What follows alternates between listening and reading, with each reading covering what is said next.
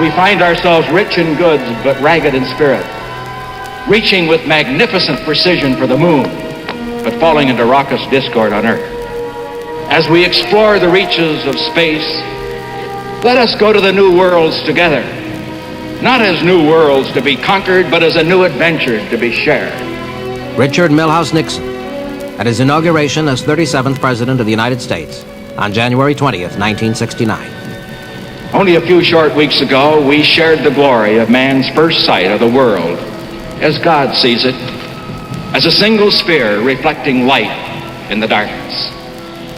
As the Apollo astronauts flew over the moon's gray surface on Christmas Eve, they spoke to us of the beauty of Earth, and in that voice so clear across the lunar distance, we heard them invoke God's blessing on its goodness. In that moment of surpassing technological triumph, men turned their thoughts toward home and humanity, seeing in that far perspective that man's destiny on Earth is not divisible, telling us that however far we reach into the cosmos, our destiny lies not in the stars, but on Earth itself, in our own hands, in our own hearts.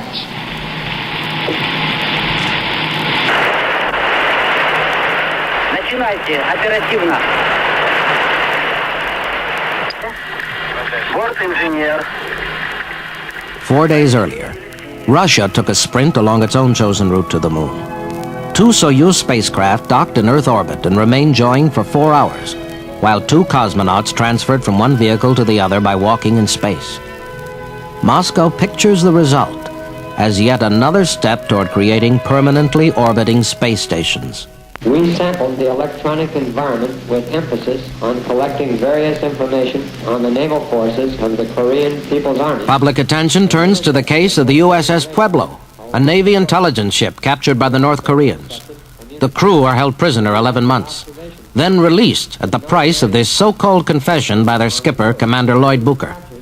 While committing hostile acts 7.6 miles from Yeouido in the vicinity of Wonsan, in the territorial waters of the Democratic People's Republic of Korea on 23 January 1968. In contrast, there is the easy cool of the 3-man crew that's training for Apollo 9. The flight commander is Air Force Colonel Jim McDivitt, who won his space wings with Gemini 4 when Ed White took America's first walk in space.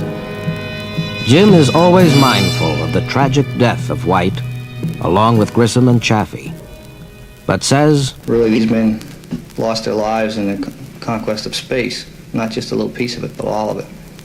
And I think that was what I had expected when I came into the program. Jim's second in command is Air Force Colonel Dave Scott, who has survived not only 3 jet plane mishaps, but also the terrible tumble in space of Gemini 8 3 years ago. Third man is a red-haired civilian, Russell Rusty Schweikert, farm boy from New Jersey and a former Air Force pilot. He reads philosophy for fun, loves far-out classical music, and prefers gourmet food to the steak diet favored by other astronauts. When Rusty tests the new lunar module, how can he be sure it's going to work? It's like getting out of your bedroom in the morning and going out to the garage, and there's your car sitting there. You don't know if it's going to work when you turn on the key or not. And I might add that we have the same confidence in our LEM that you have, in all likelihood, in your car. Though newest man of the crew, Rusty is charged with one of its most hazardous experiments, our first untethered spacewalk. He will rely completely on a backpack called the Portable Life Support System. The main purpose of Apollo 9 is to test the 2 pieces of hardware vital for a moon landing: the Portable Life Support System, and also a bizarre man-made insect called the Lunar Module, or LEM. One day, in this 15-ton taxi, 2 astronauts will leave the Apollo command module in lunar orbit and descend to the moon. This is the strangest vehicle ever created on Earth, for it can't actually travel on Earth. It's the first pure spacecraft, intended to perform either in weightlessness or on the moon area, where gravity is 1/6 that of Earth. This creature has 4 spindly legs to stand on. Above them, a hatch gapes like an open mouth. 2 triangular windows glare like evil eyes. The top is garnished by antennas, like flowers on a crazy hat. The walls of the seatless cabin are made of aluminum about as thick as a frying pan. Other areas are covered with heavy aluminum foil that could be kicked in by an astronaut's boot. Fragility is the price paid to make the LEM as light as possible. The main weight must go into a fuel supply weighing 3 times the vehicle itself and 2 separate rocket engines for descent and ascent. The descent engine is housed in the LEM's lower half.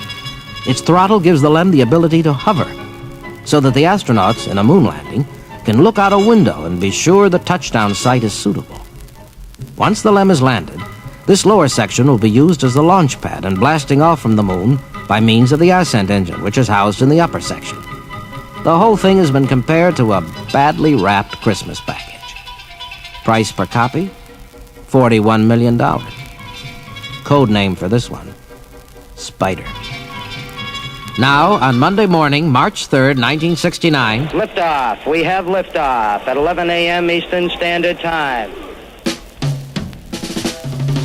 McDivitt's and Scott's hearts are found to be ticking at twice their normal rates. But Rusty's at only a few beats more. 7 minutes later, he cheerfully calls back to Earth. And the rookie says that looks beautiful. In Earth orbit, some 3 hours later, Dave Scott, now in the left couch, separates the command service module from the 3rd stage of the rocket and does a U-turn. It brings the spacecraft back to a position where it is nose-to-nose with Spider, which is lurking behind open panels inside the front end of the 3rd stage. Delicately, Dave maneuvers the docking with Spider and reports, Houston, we're hard dock. Roger, Apollo 9, understand hard dock.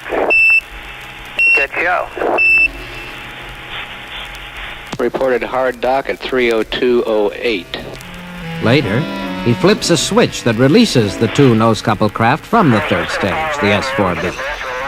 Alone now, the linked ships are whipped, shaken, rattled, and rolled in orbit to prove them a solid combination.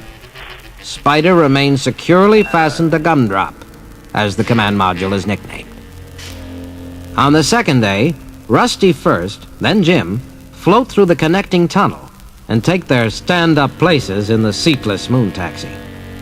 Next day, Rusty climbs out on the front porch of Spider and spends 40 minutes testing his backpack and taking pictures. Okay, Dave, come on out. Okay. Come on, let the camera run here. Dave, come on out wherever you are. Stand by, let me put away my little push button. Yeah, we're all taking pictures of everybody taking pictures. Yeah, you want to retrieve a sample? This is Houston. You are go for undocking. Now, on the 4th day, comes the crucial test. Spider prepares to cast off from Gumdrop to continue in Earth orbit all on its own.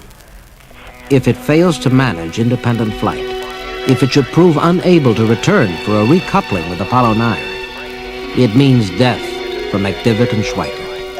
The LEM, being without a heat shield, cannot return to Earth. Now, Dave Scott trips the switch to release the 12 latches holding the 2 ships together at the tunnel and radios the men in Spider. Okay, you're free. I'm free? Raj. What did you do? Oh, I went back to the old memory and did a cycle on the switch, and you look like you're free. For nearly 2 hours, Spider romps in its new orbit above Gumdrop. The new orbit is wider than Gumdrop's, therefore covering more distance.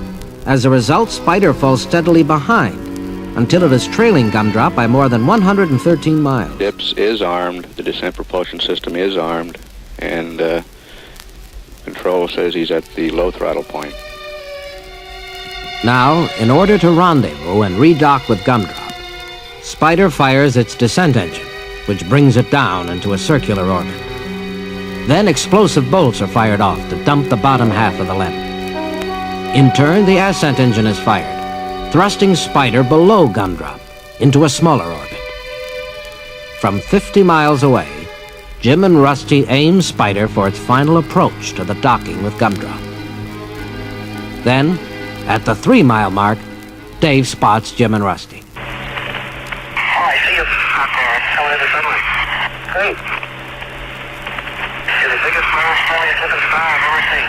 And 31 minutes later, the friendliest, funniest Spider fires its thrusters for the closing maneuvers. But glaring sunlight blinds Jim and Rusty. I just can't even see the coax, Dave. I don't know exactly where you are with respect to it. Okay, you want me to do it? So let me work my way in here a little closer. Okay. Dave, I just can't see it. Let me get in a little closer. Well, you're coming fine. Just keep coming easy like that. Looks like you're coming from an angle, but you're coming in with the right attitude. It's going to go forward to your right a little bit, relative to your body. Doing fine. Right there. Oh, that doesn't look like it for me. I just can't see the darn coax. I can't tell what my attitude is. Keep it coming. You're almost there. Okay, you're about there. I have captured. Really good. Okay. They're lined up. Okay, why don't you do it? I can't tell where it is. We're free now. Yeah, it was a very nice docking. That wasn't a docking, that was an eye test. Okay, Houston, we're locked up. In New York, a taxi driver and philosopher, Ercole Frascot, casts one eye on the girls in their winter miniskirts and another on future worlds to conquer after the moon. I say there's life on Venus. I say Mars there's no life, but Venus there's life. I almost swear to it. From what I understand, it would be too hard for anybody to live on Mars because the temperature, for one thing, is always so high. I would be curious just to contemplate on Venus. Forget Mars. Wow, look at her. Did you see that? Wow. Honey, you'll freeze it, kiddo. In San Francisco, America's longshoreman philosopher, Eric Hoffer, comments, quote, "I'm just tickled to death that this thing is being done by squares. You know, by average Americans, not by these pretentious intellectuals, because this is the great genius of the average Americans. They take something momentous and make an unmomentous thing out of it." Unquote. It was the character of the man, not what he did, but what he was, that so captured the trust and faith and affection of his own people and of the people of the world. March 28th, 1969. An old soldier yields finally to the heart attacks he's fought down for years. Dwight David Eisenhower, 34th President of the United States. In the decade since he signed the bill creating NASA, we have launched 19 manned flights into space. This is Radio Moscow. May 16th. 2 days before our scheduled Apollo 10 flight to lunar orbit, Russia suddenly takes the spotlight. It is announced that the unmanned Russian spacecraft, Venera 5, has completed a 4-month, 217 million mile journey and reached the planet Venus. 217 million miles through deep space. And next day, Moscow announces the completion of a second such journey by Venera 6. Werner von Braun gravely comments. I think this is again a very impressive accomplishment, and it just shows again that we can't afford to get complacent. Breathing down our necks and in this planetary field, they are clearly ahead of us. Meanwhile, the 3-man crew of Apollo 10, scheduled to take up a lunar module for its first tryout close to the moon, continue their preparations with the busy calm of kids training for a Little League game. They've named their spacecraft for characters out of Charles Schulz's beloved comic strip, Peanuts. The LEM for Snoopy, a beagle hound who flies his own plane, and the command module for a lonely but independent little boy called Charlie Brown. Explains Air Force Colonel Tom Stafford, veteran of 2 Gemini flights and commander of Apollo 10. Since we're going to the moon to find out all these facts and kind of snoop around, we've decided the lunar module is going to be called Snoopy. And to go with command module, Here's Charlie Brown. Slated to take the LEM down to 10 miles from the moon's surface are Tom and Navy Commander Gene Cernan. The men flew together once before in Gemini 9 and rendezvoused with what became known as the Angry Alligator. Another Gemini veteran, Commander John Young, will hold Charlie Brown in a 70-mile lunar orbit. John, 4 years ago, shared the first manned Gemini mission with Gus Grissom in the Molly Brown. John's personality is a silent loner, but in Gene Cernan's words, it's got quite a bit of meaning to us, and we go around calling John Charlie Brown now, either in the simulator or out. He's adapted to that pretty well. Molly Brown's old man. Tom Stafford reports they are go. We're coming up in the 20-second mark. T-minus 20 seconds and counting. Apollo 10 is planned as a dress rehearsal for the moon landing scheduled on the next mission, doing everything but actually landing men on the moon. Sequence start. Engines on. 5, 4, 3, 2. All engines running. Launch commit. Liftoff. We have liftoff. 49. May 18th, 1969. Before an audience of the chic and famous, our second manned moonliner leaves the Earth on a timetable that is figured as closely as the regular daily trains between New York and Washington, but is followed far more exactly. Liftoff. Injection into Earth orbit. Translunar injection. Along the way, Tom Stafford calls Earthward to communicator Charlie Duke, himself an astronaut trainee, at Houston Space Center. Man, this is the greatest, Charlie. Charlie, babe, it's fantastic, babe, really. That's Gene Cernan with Fantastic. Now, with Apollo 10 heading for the moon and John Young at the controls, the spacecraft separates from the rocket's third stage. The TV is on. I should be coming down the, and I'll have to adjust it as we come along into the S4B. So starts an astonishing live color TV show from 4,120 miles out in space. It gives the Earth people their first look at a docking while it actually takes place. Next, with Apollo 10 almost 22 hours into the mission and almost 96,000 miles in space, Houston greets the waking astronauts with a news summary of events on Earth. The world has been relatively quiet. In other news highlights, Leonard Bernstein left his position as conductor of the New York Philharmonic Orchestra. Governor Rockefeller is in Latin America this week on a presidential assignment. A Siamese cat in Vancouver, Washington is mothering 3 baby skunks who were orphans. In the sports news, the Astros beat the Cubs for the second time in 2 days. The trials at the Indianapolis Speedway were washed out yesterday. And along the way, the crew radio recordings of the songs Fly Me to the Moon and Up, Up and Away. Some 100,000 miles along, Tom Stafford reports, Hey, we finally got a good view of the moon. We can see the sunlight, and also we can see the other part of the moon in the Earthshine. Can you imagine where we're going, huh? 5 seconds. Ignition in Apollo 10 should be burning now. Jack Riley speaking, as the voice of Apollo, in place of Paul Haney, recently resigned from NASA. The time is 3:43 p.m. Central Daylight Time, May 21st, and Apollo 10 is behind the moon as it goes for insertion into lunar orbit. And it's very quiet in this control room right now. A few conversations going, but not very many. Most controllers sitting at their consoles very quietly. We're 6 minutes away from the time we should be hearing from Apollo 10.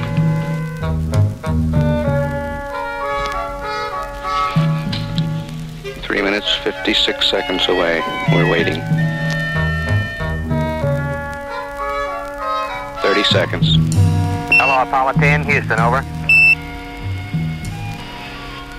Roger, Houston, Apollo 10, you can tell the world that we have arrived. Roger, 10, it's good to hear from you. You wouldn't believe this thing. That was John Young. The guidance was absolutely fantastic. Charlie, my hat's off to the guys in the trench. I love them. But a few hours after Apollo 10 has slipped into a 69-mile orbit around the moon, word comes from John Young of a bit of trouble. Houston, what Gino's doing now is he's up in the tunnel cleaning the Mylar out of the valve up there.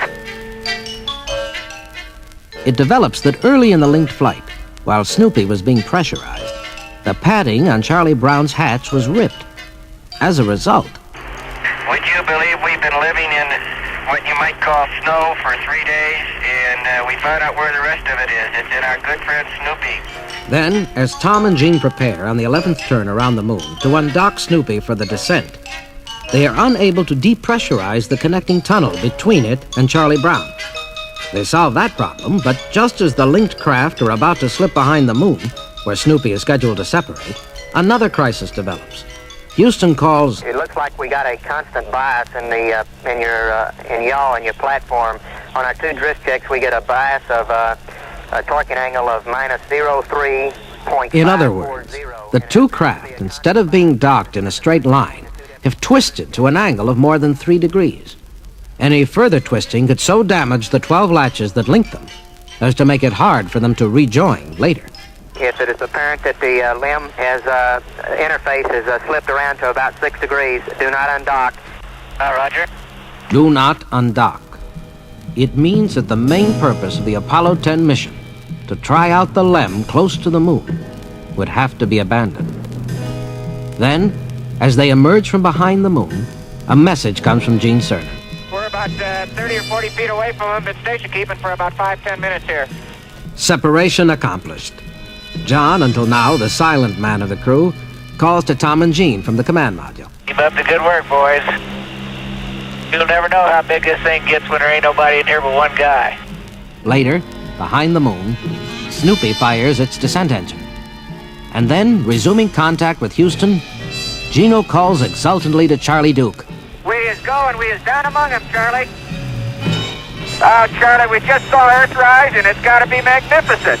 There's enough boulders around here to fill up Galveston Bay, too. Down to 13 miles from the surface of the moon, Snoopy sails toward the Sea of Tranquility to scout one of the possible sites for a future landing.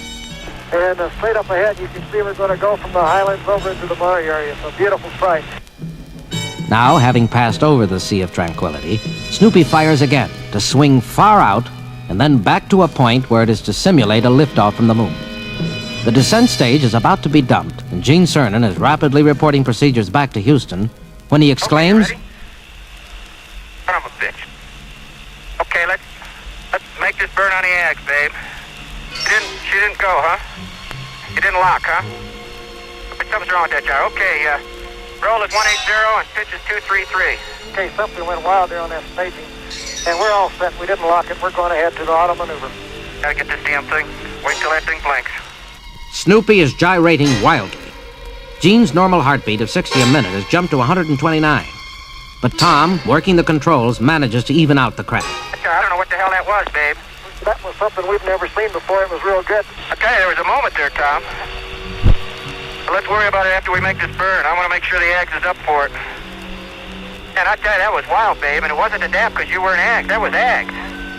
Oh, I tell you, I thought we were wobbling all over the sky. I'm surprised those residuals... As Tom will later say, this time I had my hand on the staging switch just like we practiced, the other hand on the attitude hand controller. And I was the only one who had charge of the panel for throwing the switches. That was my responsibility area. And so there's no way I could, and also later on it did it off and on, off and on.